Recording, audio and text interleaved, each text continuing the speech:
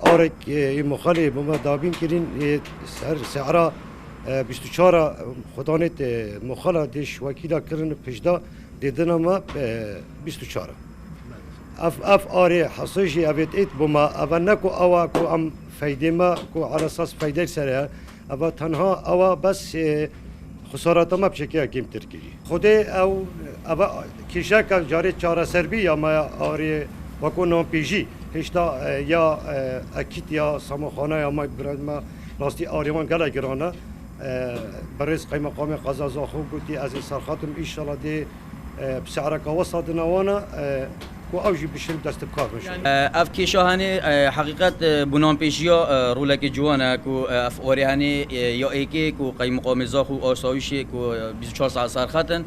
هر کسی که اوی آریب داره خیتن شوکی اوی دیتا سزادان کشمکی پاره دیتا خورامه کرن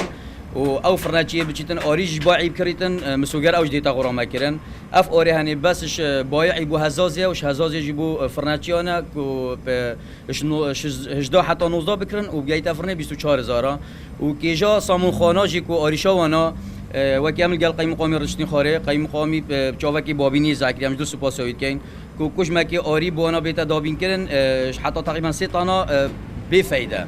اما که چند اشتراکات گیته وری بيحسب گیته سامون خاناجی نسبتی غرامه ام حسناکن چه فرنچی غرامه خواب این تخوره و نانیجی ام قبیل ناکن نان خواه گرام بکتن هر فرنچی که نان خواه گرام بکتن او دیتا غرامه کردن و نانیجی چینا بیتن او وزنی مدایوانا او شو وزنی کمتر چینا بیت نان خواه وزنی کم بین تخوره